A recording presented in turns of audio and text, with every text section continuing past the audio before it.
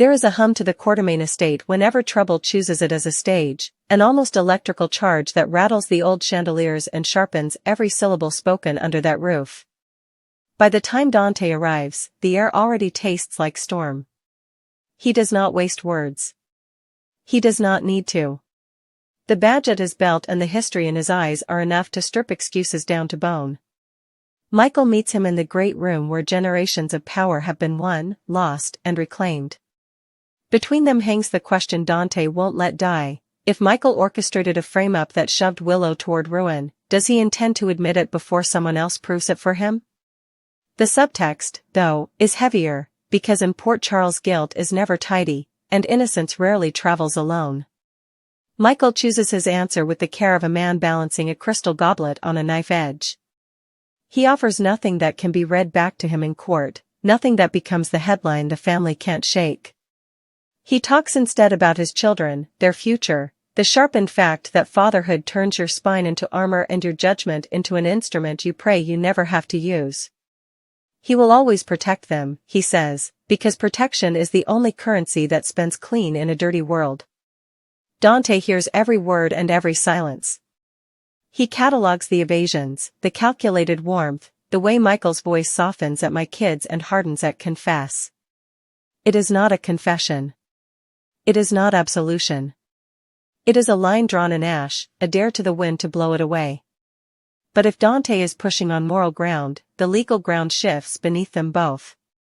The investigation into Drew's shooting has begun to feel like a mirror shrouded in black cloth. Everyone knows what's underneath.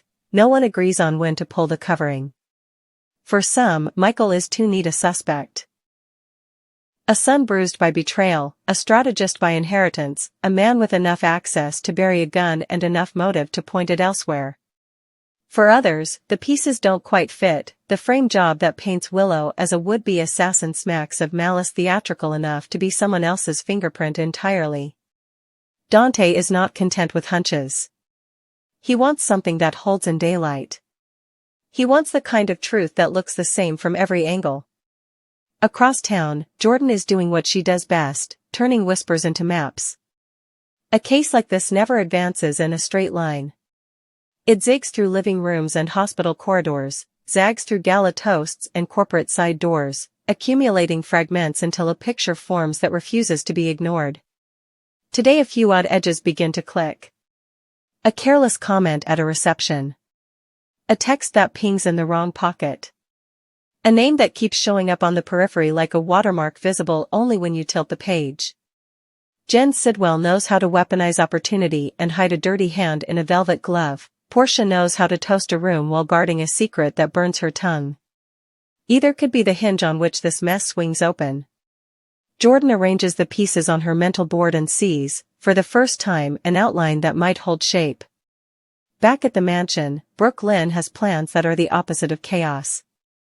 She wants lace and laughter and the soft theater of a tea afternoon that smells like lemon curd rather than gasoline. The Quartermains have always used social ritual like a shield. If the table is set just so, perhaps the world will mind its manners. But the world rarely does, and Port Charles almost never.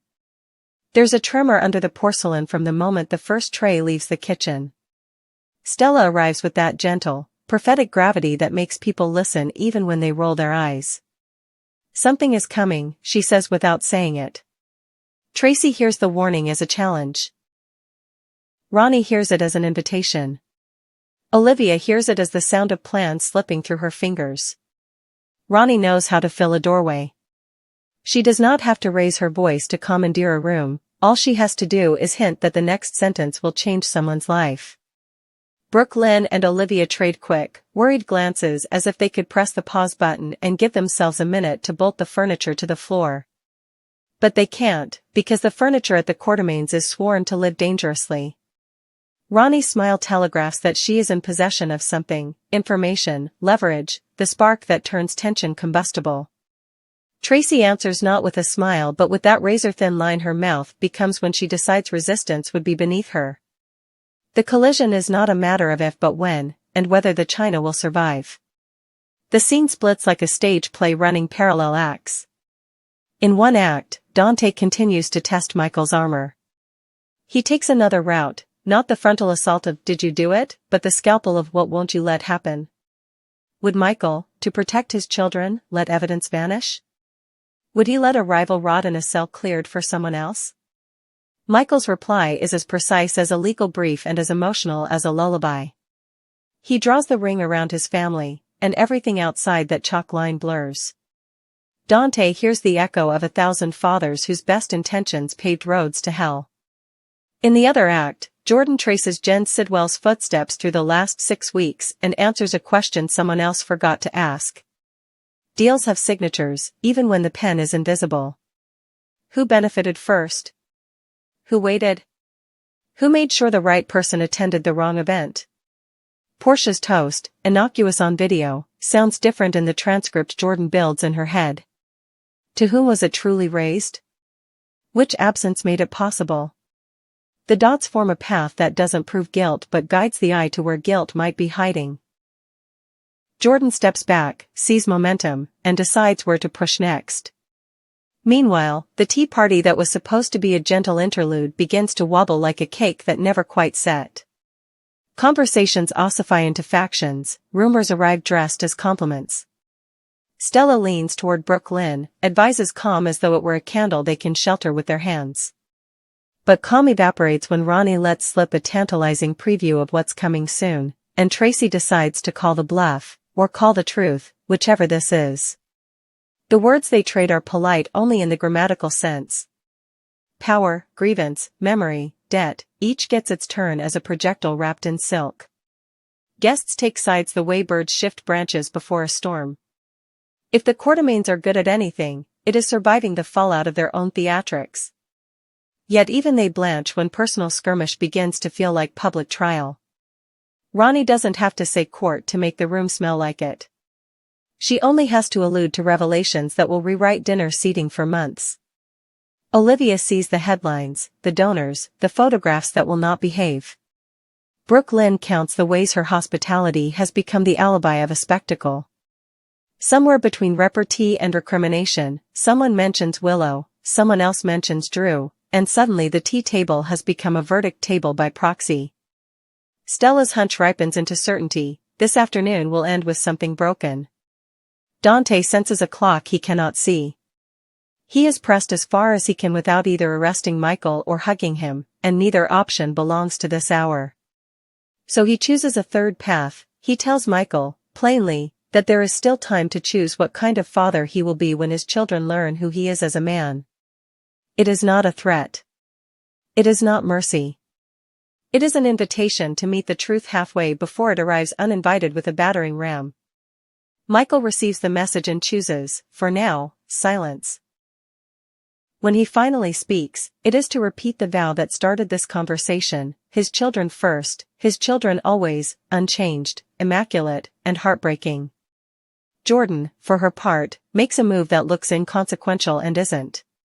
She places a phone call that will nudge a witness out of the shadows and into a station hallway where the fluorescent lights are very unkind to lies.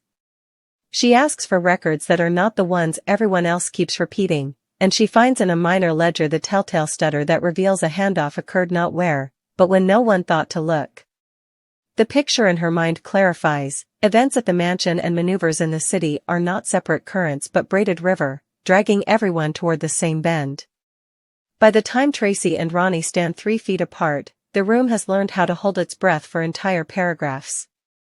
What they argue about on the surface is decorum, legacy, respect. What they fight about underneath is control. Ronnie implies that a reckoning is scheduled. Tracy implies she wrote the word reckoning before Ronnie learned to spell.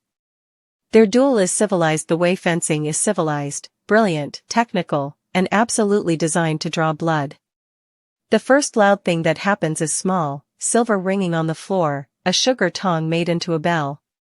The next loud thing is human, a guest gasping as a name is spoken with the wrong kind of certainty. After that, the afternoon loses the illusion of gentility it struggled to keep. Brook does the only sensible thing: she abandons her agenda to save her people. The party will not be what she envisioned. Fine. She can pivot. She can reroute the flow of conversation, strip the table before it becomes a barricade, redirect guests toward the garden where the very old oak has seen much worse and kept its counsel. Olivia becomes her echo, guiding, soothing, spinning mishap into anecdote, moving fragile egos as if they were vases that must not crack. Stella stations herself where the exiting cross the threshold, lending each departure the dignity that keeps a feud from becoming a war. In the flurry of movement, Tracy and Ronnie separate into different drafts of the same story, each protagonist in her own telling, each convinced the editor of fate will prefer her version. And yet, for all the noise, the true detonations remain off stage. Dante leaves the mansion with more questions than he arrived with, but they are better questions now, honed by the way Michael guarded some truths and surrendered others. Jordan points her case toward a new horizon line, one with coordinates that take her uncomfortably close to people who appear in family photographs. Somewhere in the shuffle, Michael's vow ricochets against the walls of his own resolve. Protecting your children sometimes means changing the very thing you wanted to protect them from. Sometimes it means letting a story about you be told in a courtroom so that a worse story about them never needs to be told anywhere. When the last guest slips away and the mansion exhales, the teacups look like survivors. Brook surveys the room she tried so hard to control and chooses to measure success by a different ruler. No one left without a hand at their back. Not every truth needs an audience, and some battles, if you fight them quietly, can be won without anyone realizing there was a war. She will reset her goals because that is what courtemains who want to grow up have to do. Tomorrow the silver will shine again. Tomorrow the invitations will go out again. Tomorrow the house will risk itself again because that is its function in the ecosystem of Port Charles, to tempt fate, to host consequence, to remind everyone that families are living, combustible organisms, not curated museums. The investigations will continue. Dante will write reports that read like puzzles and try not to think about the fact that puzzles, once solved, are never quite as interesting as the hours spent solving them. Michael will go home to his children and sit quietly beside their beds, finding in the rhythm of their sleep the only absolution he lets himself believe in. Jordan will follow the route she charted until the next breadcrumb insists she pivot. Tracy will sharpen her knives, for the kitchen, for the boardroom, for the future. Ronnie will choose a dress for the next confrontation as carefully as she chooses her facts. Stella will make tea in her own kitchen and pray that the next storm breaks over empty fields. Somewhere between the last word spoken and the first silence kept, the city resets its jaw. Everyone has said they will do what they must. Everyone has said they will protect what they love.